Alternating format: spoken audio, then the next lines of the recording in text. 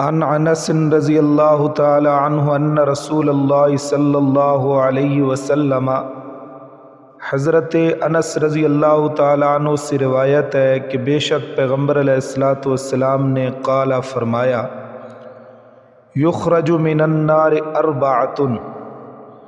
نکالے جائیں گے جہنم سے 4 آدمی، فیعرضون علی اللہ، اللہ تبارک و تعالی کے سامنے ان کو پیش کیا جائے گا، ثم یؤمر بہم الی النار، پھر حکم ہوگا ان کے متعلق کہ ان کو آگ میں ڈال دیا جائے، دوبارہ جہنم میں ڈال دیا جائے۔ فیلتفت احدہم، ان میں سے ایک مڑ کر دیکھے گا، فیقول، پس کہے گا، اے رب، اے میرے پروردگار، لقد کنت ارجو، البتہ تحقیق میں امید رکھتا تھا، اذا اخرجتنی،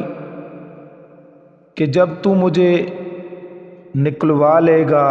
منہا، اس جہنم سے، اللہ تعیدنی فیہا، تو دوبارہ مجھے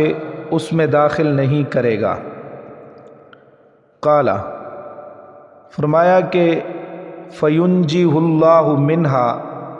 اللہ تبارک و تعالی اس کو جہنم سے نجات دیں گے اور فرمائیں گے کہ اس کو جنت میں داخل کر دو اور یہ جنت میں رہے۔ اب یہ جو الفاظ ہے فیلتفت احدہم، کہ مڑ کر دیکھے گا ان میں سے ایک، یہ چاروں کے ساتھ معاملہ ہوگا بطور آزمائش کہ اللہ تبارک و تعالی فرمائے گے کہ ان کو جہنم میں ڈال دو، تو وہ عرض کریں گے کہ یا اللہ، کہ جب تو نے نکلوا لیا ہمیں جہنم سے تو ہمیں تو امید تھی کہ تو دوبارہ ہمیں جہنم میں داخل نہیں کرے گا، تو اللہ تعالیٰ ان کو جنت میں داخل فرما دیں گے، یہ مسلمان ہوں گے، کیونکہ کافرین جو ہیں وہ تو جہنم سے نکالے نہیں جائیں گے، ان کو تو جہنم سے نکلنا بھی نہیں ہے،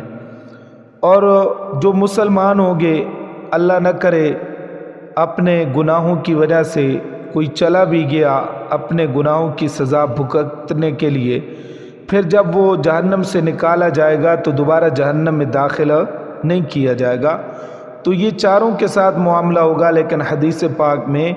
ایک کا ذکر ہے۔